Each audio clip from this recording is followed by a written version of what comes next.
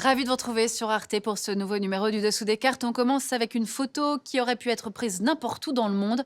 Une rame de métro et la quasi-totalité des voyageurs, les yeux rivés sur leur smartphone. Selon une étude récente de Data Reportal, ce sont les habitants d'Afrique du Sud qui passent le plus de temps par jour sur leur téléphone, 5h13.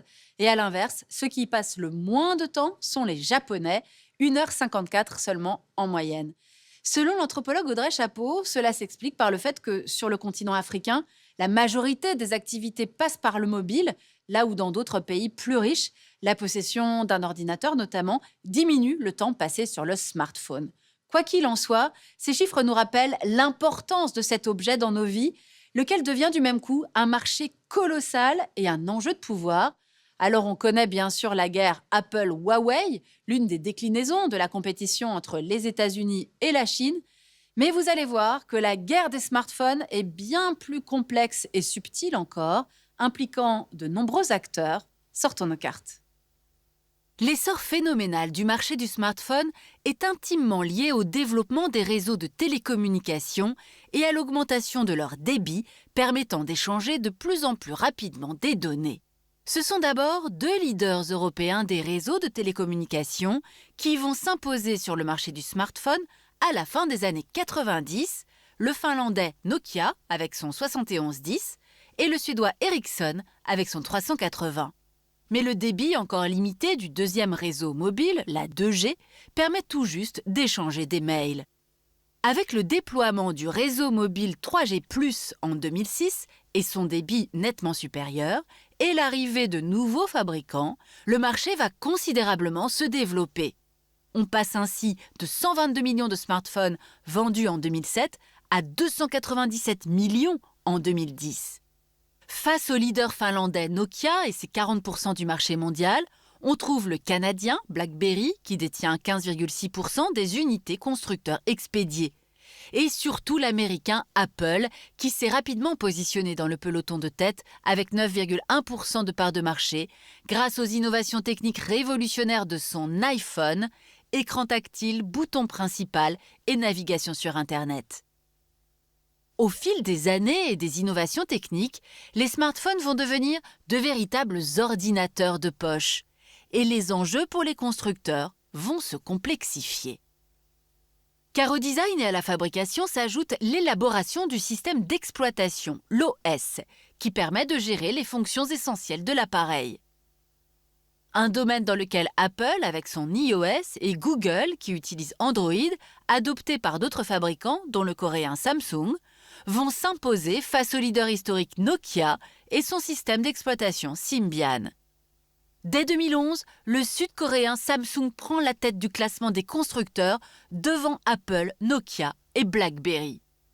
Avec le déploiement de la 4G qui permet le visionnage de films et les appels vidéo grâce à son débit jusqu'à 100 fois supérieur à celui de la 3G, les ventes de smartphones explosent pour atteindre 1,5 milliard d'unités en 2016.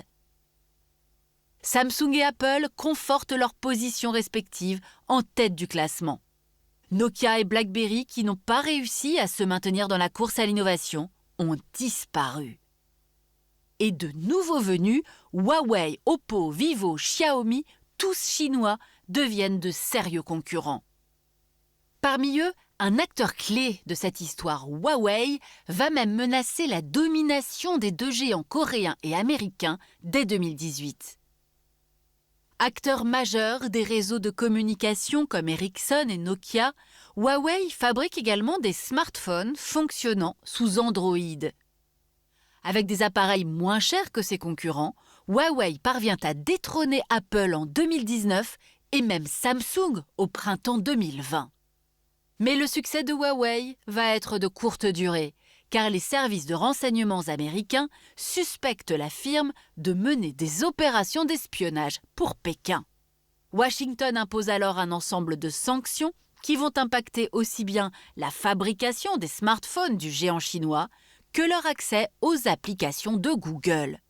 Dès le premier trimestre 2021, Huawei disparaît du top 5 des fabricants. Et en Europe, où sa part de marché est la plus importante début 2020, avec 18,5%, la firme chute vertigineusement ne représentant plus que 3% fin 2024. Alors, pour comprendre pourquoi les sanctions américaines ont été aussi efficaces, y compris en Europe, il faut entrer dans le détail de la fabrication des smartphones.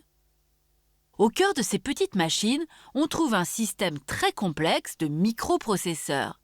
Ils sont eux-mêmes composés de tranches de silicium finement gravées de quelques nanomètres, les fameux semi-conducteurs. Compte tenu de la complexité des étapes de cette fabrication, certains constructeurs comme Huawei sous-traitent la production de leurs puces à des entreprises extérieures, lesquelles s'occupent de la conception, de la fonderie ou des deux. La conception est dominée par les firmes américaines Qualcomm et Broadcom. Le taïwanais TSMC représente près des 2/3 du marché mondial de la fonderie et le néerlandais ASML détient le monopole de ces machines d'une précision extrême utilisées par TSMC pour graver. L'interdiction faite aux firmes américaines de commercer avec les sociétés représentant un danger pour la sécurité nationale va s'étendre aux firmes étrangères utilisant des technologies américaines comme TSMC. Le néerlandais ASML décidant de s'aligner sur la position américaine, Huawei se retrouve de fait privé de composants vitaux pour la fabrication de ses smartphones. Privé de puces dernière génération, Huawei a dû également renoncer aux applications du bouquet Google, habituellement fournies avec le système Android. Le coup a été d'autant plus dur qu'un autre volet de sanctions a frappé Huawei dans son cœur d'activité, la fourniture d'infrastructures. Début 2021, sous la pression des États-Unis, une vingtaine de pays alliés de Washington ont exclu Huawei de leurs infrastructures ou du déploiement de leur réseau 5G. On l'aura compris, cette histoire du smartphone nous raconte comment on est passé d'une guerre commerciale entre plusieurs pays à une guerre entre deux géants qui se disputent le leadership mondial, les États-Unis et la Chine, et c'est ce qu'on va voir maintenant. En 2023, 70% des smartphones dans le monde sont assemblés en Chine.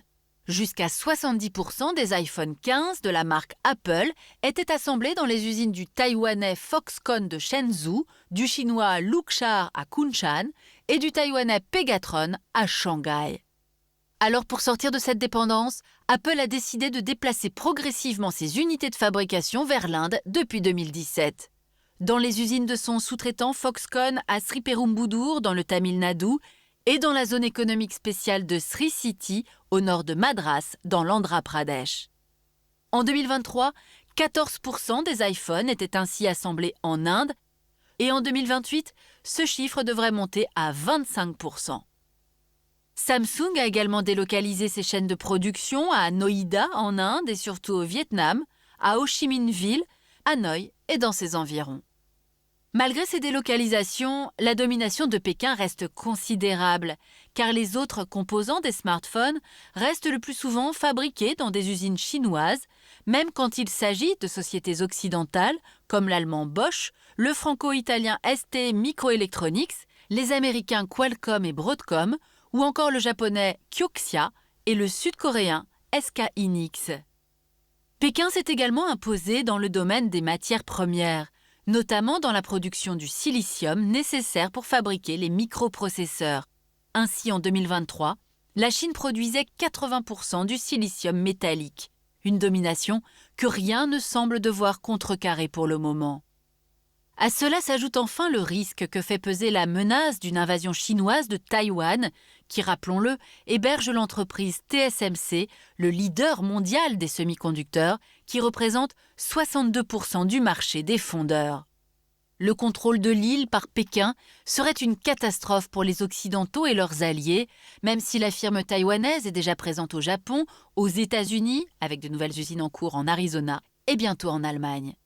C'est pour cette raison que l'UE et les États-Unis ont débloqué des investissements massifs dans le domaine. 43 milliards d'euros en 2023 pour l'UE, afin de doubler la production de microprocesseurs et atteindre 20% des parts de marché de l'industrie en 2030.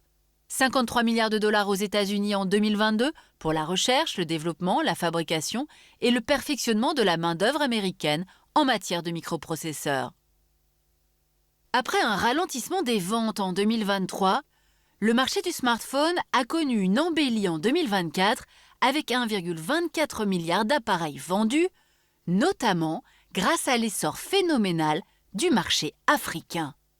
Plus 17% d'abonnements en Afrique subsaharienne en 2024 contre plus 3% en Amérique du Nord et 4% en Europe.